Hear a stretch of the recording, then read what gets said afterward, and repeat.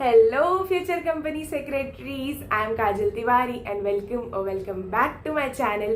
I hope last के 30 days बचे हैं एंड आप लोग अपने December 24 एग्जाम्स की तैयारी एकदम जी जान लगा के कर रहे होंगे, क्योंकि ये लास्ट के 30 डेज बहुत ही ज़्यादा क्रूशियल होते हैं from exam point of view. तो हमें कोई भी कमी नहीं छोड़नी है अपने एंड से। सो येस, आपके ये अपकमिंग 30 डेज को और ईजियर बनाने के लिए, so that this 30 days go in a smooth way, मैं ये लाई हूँ आज की ये वीडियो, जहाँ पे मैं डिस्कस करने वाली हूँ कि ये आने वाले 30 डेज में आपको किन चीज़ों पे बहुत ज़्यादा ध्यान देना है, क्या वैसे फैक्टर्स हैं जिनको आपको कंसिडर करना है। So basically this is going to be the checklist for you guys for the upcoming 30 days. So yes, do watch the video till the end and अगर वीडियो अच्छी लगे तो लाइक, कमेंट एंड शेयर भी ज़रूर कर देना। तो अब बिना टाइम वेस्ट किए वीडियो स्टार्ट करते हैं। सो चेकलिस्ट, ये तो काफ़ी इम्पॉर्टेंट पार्ट है, ये हमने हमारे सिलेबस में भी पढ़ा है कि चेकलिस्ट काफ़ी इम्पॉर्टेंट रोल प्ले करता है to keep a track on activities and compliances and you know for it helps us to carry on any activity in a smoother way. So इसकी इम्पोर्टेंस मुझे मेरे इंटर्नशिप ज्वाइन करने के बाद और ज़्यादा अच्छे से समझ में आई, जब मैंने प्रैक्टिकल वर्ल्ड में भी जाके चेकलिस्ट प्रिपेयर किए for activities like board meetings और AGM और एनी कमिटी मीटिंग्स और इवन फॉर फॉर्म फाइलिंग्स और any corporate action. So yes, we as a student also need to incorporate this practice in our life and मैं मेरे student face में भी ये करती ही थी कि 30 डेज के पहले तो मैं अपना एक माइंडसेट प्रिपेयर कर ही लेती थी कि इन 30 डेज में मुझे ये चीज़ें कंप्लीट करनी है, कवर करनी है। अब जो हो गया, जो नहीं हो पाया, वो सोच के मतलब नहीं है, लेकिन मेरे पास 30 डेज है एंड इन्हें मुझे इस 30 डेज में मुझे अपना बेस्ट देना है और एग्ज़ाम कैसे भी क्लियर करना है। तो अभी भी लेट नहीं हुआ है, 30 डेज भी बहुत ज़्यादा होते हैं अगर हम कंसिस्टेंटली पढ़ाई करें तो। सो येस, मैं भी आप लोग के साथ वो शेयर करने वाली हूँ कि आप लोग को किन किन चीज़ों का ध्यान रखना है for the coming 30 days. So the first item in our checklist is prepare a routine. तो मैं जानती हूँ कि ये रूटीन और स्केड्यूल तो हम सभी प्रिपेयर करते हैं, बट फॉलो कितना कर पाते हैं उसमें थोड़ा डाउट है। तो येस, बट देखो, अभी आपने पूरा साल क्या किया क्या नहीं किया वो मैटर नहीं करता, बट ये 30 डेज में सीरियस हो जाओ, एक रूटीन, एक टाइम टेबल बना लो अपना and follow that for the 30 days.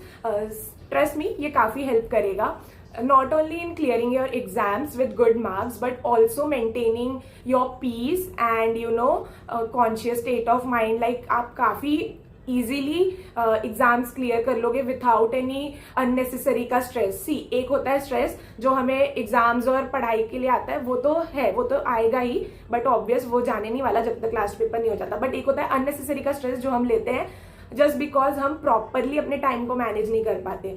तो अब टाइम मैनेजमेंट वाला कॉन्सेप्ट इन 30 डेज के लिए तो आपको अप्लाई करना पड़ेगा। एक अच्छा सा टाइम टेबल अपने लिए बना लो, और अगर आप नहीं बना पा रहे हो तो मैं अपने अगली वीडियो में अपना खुद का स्टडी रूटीन और टाइम टेबल भी शेयर कर दूंगी। एंड मैं तो एक नाइट आउल थी, मैं रात भर पढ़ती थी और दिन में आराम करती थी, तो वैसा भी मैं आपको टाइम टेबल दे दूंगी। एंड अगर आप एक अर्ली बर्ड हो, सुबह उठ के जल्दी पढ़ना प्रेफर करते हो, तो उसके लिए भी मेरे पास एक टाइम टेबल है, तो मैं वो भी आपके साथ शेयर कर दूंगी। सो येस, तो पहला तो यही है कि प्रिपेयर योर रूटीन।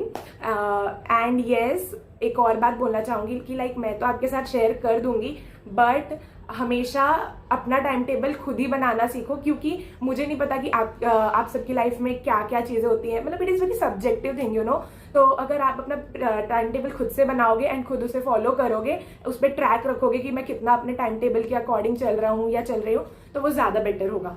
तो येस, तो यही था फर्स्ट पॉइंट कि हमें एक प्रॉपर रूटीन फॉलो करना है for the coming 30 days. Point number 2 is going to be lectures का पॉइंट, वेर यहाँ पे मुझे आपसे ये डिस्कस करना है कि अभी तक अगर लेक्चर्स आपके देख के कंप्लीट नहीं हुए हैं तो अब बंद कर दो, क्योंकि अब लेक्चर्स देखने का टाइम नहीं है। अब हमको प्रॉपर सेल्फ स्टडी स्टार्ट करना है, 30 डेज ही बाकी हैं, सेल्फ स्टडी रिविजन को टाइम देना पड़ेगा। सिर्फ लेक्चर्स ही देखते रह जाओगे तो उस लेक्चर्स के बेसिस पे आप जाके पेपर नहीं अटेम्प्ट कर पाओगे। What I would suggest is, अगर बहुत ज़्यादा लेक्चर्स पेंडिंग है तो इंपॉर्टेंट लेक्चर्स को प्रायोरिटी में लो, इंपॉर्टेंट चैप्टर्स को प्रायोरिटी में लो एंड उसका मैराथॉन्स या रिविजन लेक्चर्स देख के कंप्लीट कर लो।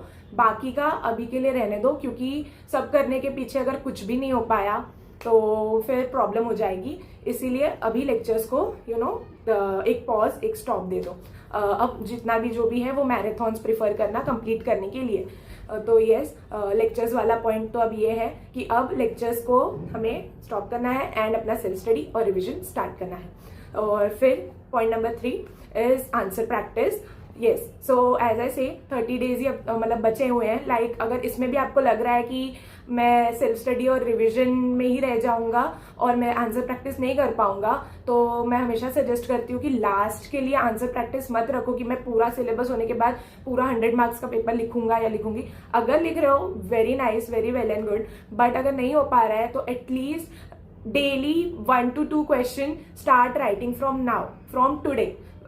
30 डेज में अगर आप 2-2 क्वेश्चन भी लिख रहे हो, आपको एक राइटिंग प्रैक्टिस, आपकी एक राइटिंग हैबिट डेवलप हो जाएगी। इससे क्या बेनिफिट्स हैं वो मैं आपको बता देती हूँ। पहला तो आपको समझ में आ जाएगा कि ये क्वेश्चन आएगा, इस तरह का क्वेश्चन आएगा तो मुझे इस तरह के आंसर्स लिखने हैं, इतना ही कंटेंट लिखना है। Second thing, you can keep a check on the time as well. आपको पता चल जाएगा कि 8 मार्क्स, 4 मार्क्स, 5 मार्क्स के लिए मुझे कितना टाइम एलोकेट करना है। टाइम एलोकेशन आपको पता चल जाएगा। तो at least daily you write 2 answers I would suggest, and this is what even I used to do.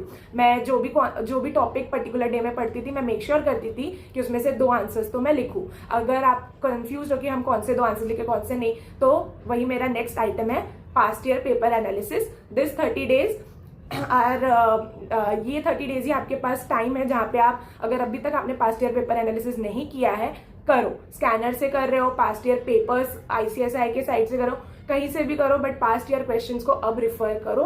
काफी इंपॉर्टेंट पॉइंट है, इसको मिस आउट नहीं करना है।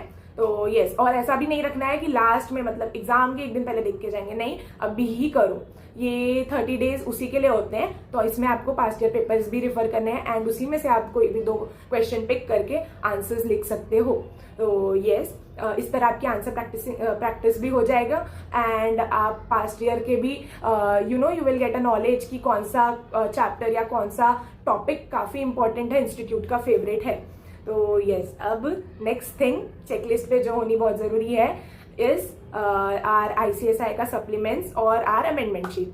तो वो कवर करना बहुत ज़रूरी है। अमेंडमेंट्स में से 1 से 2 क्वेश्चन आते हैं, तो उसमें मिस आउट मत करना, अभी कर लो, टाइम है। तो अभी से अमेंडमेंट्स के जो यूट्यूब पे काफ़ी कंटेंट अवेलेबल है, या फिर आपको अगर कोचिंग में पढ़ाया होगा तो उस अकॉर्डिंग अभी अमेंडमेंट्स का टाइम कवर करने का यही है। क्योंकि मुझे पता है जब हम सिलेबस कवर कर रहे होते हैं तो हम अमेंडमेंट्स लास्ट के लिए रखते हैं, तो लास्ट आ चुका है, तो अब अमेंडमेंट्स कवर कर लो, ठीक है। अब पढ़ाई की बातें थोड़ा सा साइड हटा के, लाइक पढ़ाई का तो इतनी ही चीजें थी जो मुझे आपको बतानी थी। इसके अलावा एक चीज जो काफी ज्यादा जरूरी है वो ये है कि लाइक ये थोड़ा बुकिश, हम बुक्स में पढ़ते हैं कि follow a proper diet, balance diet and a healthy lifestyle. तो अब वो टाइम है जो आपको उसको प्रैक्टिकली इम्प्लीमेंट करना पड़ेगा। क्योंकि अगर अब आपने एक हेल्दी लाइफस्टाइल नहीं फॉलो किया, अगर आप कैसे कभी भी उठोगे, कभी भी पढ़ोगे, कभी भी सोओगे, नहीं चलेगा। मैंने भी दिसंबर एग्जाम में ये करके देखा था एंड उसका रिजल्ट तो आपको पता ही है। बट वो सब ये एक फैक्टर था जो मैंने बहुत इम्प्रूव किया अपने जून एग्जाम्स के लिए। लाइक मैं अप्रैल से ही मैंने एक टाइम टेबल, एक रूटीन बना लिया था। मैं प्रॉपर उस रूटीन में मेरे इस तरह से टाइम एलोकेट किया था कि मुझे मेरे पढ़ाई के साथ साथ मेरे हेल्थ पे भी मैं ध्यान दे सकूं, मैं प्रॉपर नींद भी लूं।